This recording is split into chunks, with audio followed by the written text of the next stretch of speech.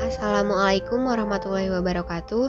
Kami dari kelompok 5 Hukum Perlindungan Anak kelas F yang diampu oleh Ibu Devi Marpaung SHMH akan menyampaikan materi dengan tema Anak Korban Kejahatan Seksual.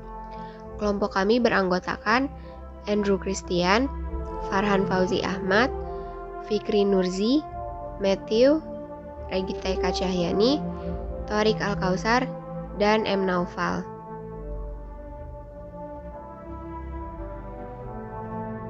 Kekerasan seksual adalah isu penting dan rumit dari seluruh peta kekerasan terhadap perempuan karena ada dimensi yang sangat khas bagi perempuan. Persoalan ketimpangan relasi kuasa antara pelaku dan korban adalah akar kekerasan seksual terhadap perempuan. Dalam kasus kekerasan seksual terhadap perempuan, ketimpangan relasi kuasa yang dimaksud adalah antara laki-laki dan perempuan. Ketimpangan diperparah ketika satu pihak atau pelaku memiliki kendali lebih terhadap korban. Kendali ini bisa berupa sumber daya, termasuk pengetahuan, ekonomi, dan juga penerimaan masyarakat, atau status sosial, atau modalitas sosial. Termasuk pula kendali yang muncul dari bentuk hubungan patron dan klien atau feodalisme, seperti antara orang tua dan anak, majikan dan buruh, guru, murid, tokoh masyarakat, warga, dan kelompok bersenjata atau aparat penduduk sipil.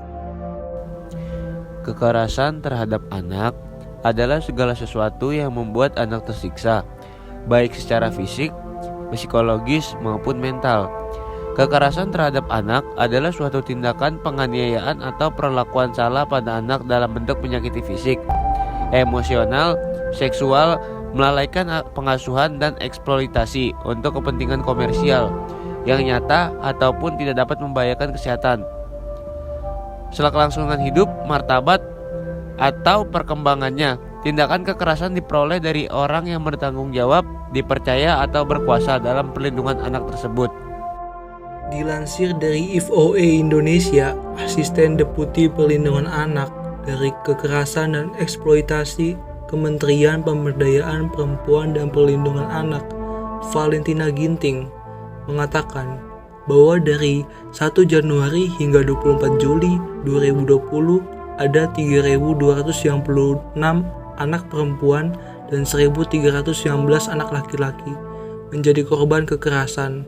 Dari jumlah tersebut sebanyak 1.111 anak mengalami kekerasan fisik, 979 anak mengalami kekerasan psikis, 2.556 anak menderita kekerasan seksual, 68 anak menjadi korban eksploitasi, 73 anak menjadi korban perdagangan orang, 346 anak menjadi korban penelantaran. Data tersebut menunjukkan tingginya kekerasan seksual terhadap anak, yang mana hal tersebut sangat memprihatinkan. Dampak kekerasan terhadap anak antara lain: yang pertama, anak menjadi negatif dan agresif serta mudah frustasi. Yang kedua, anak menjadi sangat pasif dan apatis. Yang ketiga, anak tidak mempunyai kepribadian sendiri. Apa yang dilakukan sepanjang hidupnya hanyalah memenuhi keinginan orang tuanya. Yang keempat, anak menjadi rendah diri. Dan yang kelima, anak sulit menjalin relasi dengan individu lain. Perbuatan kejahatan seksual selalu terkait dengan perbuatan tubuh atau bagian tubuh, terutama pada bagian-bagian yang dapat merangsang nafsu seksual. Pengertian korban. Pengertian korban seperti yang tercantum dalam pasal 1 angka 2 Undang-Undang Nomor 13 Tahun 2006 tentang perlindungan saksi dan korban menyatakan bahwa korban adalah seseorang yang mengalami penderitaan fisik, mental, atau kerugian ekonomi yang diakibatkan oleh suatu tindak pidana. Korban suatu tindak pidana atau kejahatan seringkali dibuat kecewa oleh praktik-praktik penyelenggaraan hukum yang lebih condong memperhatikan dan bahkan melindungi hak-hak asasi tersangka, sedangkan hak-hak asasi korban lebih banyak diabaikan. Marzuki, 1995. Kemudian, bentuk-bentuk perlindungan anak. Masalah anak memang bukan suatu masalah kecil, akan tetapi anak adalah sebagai generasi penerus bangsa dan negara. Faktor yang mendukung pelayanan terhadap anak korban kejahatan ini dipertegas lagi oleh Arief Gosita adalah sebagai berikut. A. Keinginan untuk mengembangkan perlakuan adil terhadap anak dan peningkatan kesejahteraan anak. B. Hukum kesejahteraan yang dapat mendukung pelaksanaan pelayanan terhadap anak korban kejahatan. C. Sarana yang dapat dimanfaatkan untuk melaksanakan pelayanan terhadap anak. Perlindungan hukum terhadap anak korban kejahatan seksual, khususnya untuk perlindungan terhadap anak, pasal 28B ayat 2 Undang-Undang Dasar 1945 dinyatakan bahwa setiap anak berhak atas kelangsungan hidup, tumbuh dan berkembang, serta berhak atas perlindungan dari kekerasan dan diskriminasi. Perlindungan hukum adalah segala daya upaya yang dilakukan secara sadar oleh setiap orang maupun lembaga pemerintah, bahkan swasta, yang bertujuan mengusahakan pengamanan, pengusahaan, dan pemenuhan kesejahteraan hidup sesuai dengan hak-hak asasi yang ada Undang-Undang Nomor 39 Tahun 1999 tentang Hak Asasi Manusia. Kemudian, implementasi perlindungan hukum bagi anak sebagai korban ternyata belum maksimal. Sebagaimana yang diberikan oleh undang-undang, walaupun belum maksimal, namun ada beberapa bentuk perlindungan hukum yang sudah diberikan kepada anak sebagai korban sesuai Undang-Undang Nomor 35 Tahun 2014 yang terdapat pada pasal 64 ayat 3, bahwa anak sebagai korban mendapatkan 1. Rehabilitasi baik dalam lembaga maupun luar lembaga. Kedua, upaya perlindungan dan pemberitaan identitas melalui media massa untuk menghindari labalisasi. Ketiga, pemberian jaminan keselamatan bagi saksi, korban, dan saksi ahli baik fisik, mental maupun sosial. Keempat, pemberian aksesibilitas untuk mendapatkan informasi mengenai perkembangan perkara. Yulia 2010.2196 tentang hak asasi manusia.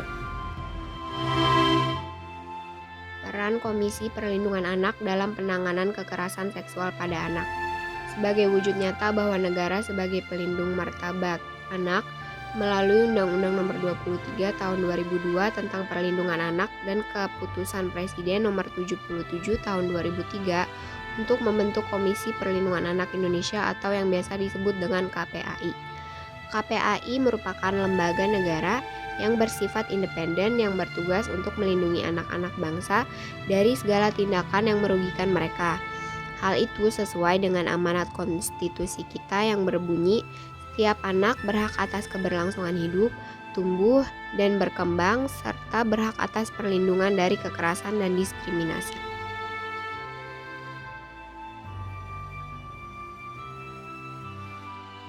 Urgensitas KPAI dirasa sangat penting pada saat ini, melihat kondisi kekerasan terhadap anak dengan berbagai model dan jenisnya. Sebagai lembaga independen negara, secara spesifik KPAI mempunyai tugas dan fungsi menurut pasal 76 Undang-Undang Nomor 23 Tahun 2002 tentang Perlindungan Anak, yaitu antara lain: A. Melakukan sosialisasi seluruh ketentuan peraturan perundang-undangan yang berkaitan dengan perlindungan anak, mengumpulkan data dan informasi, menerima pengaduan masyarakat, melakukan penelaahan, pemantauan, evaluasi, dan pengawasan terhadap pelanggaran perlindungan anak. B. Memberikan laporan, saran, masukan, dan pertimbangan kepada Presiden dalam rangka perlindungan anak.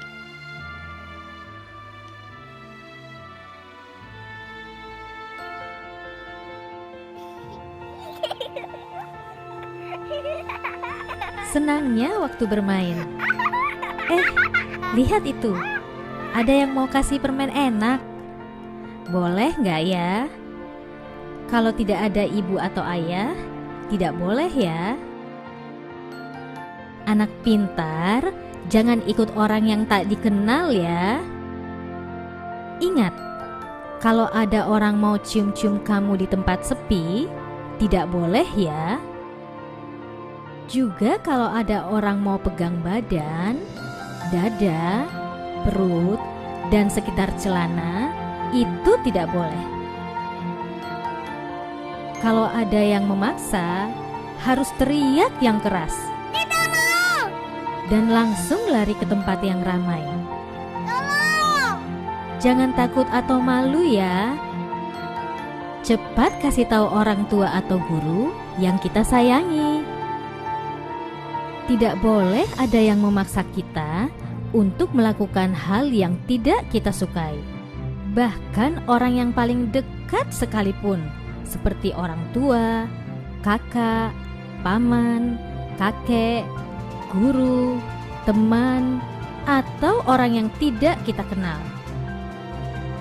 Jika anak-anak mendapatkan perlakuan tidak menyenangkan dari siapapun, orang tua harus membawa mereka berkonsultasi dengan para ahli agar anak bisa ceria kembali. Ingat, hubungi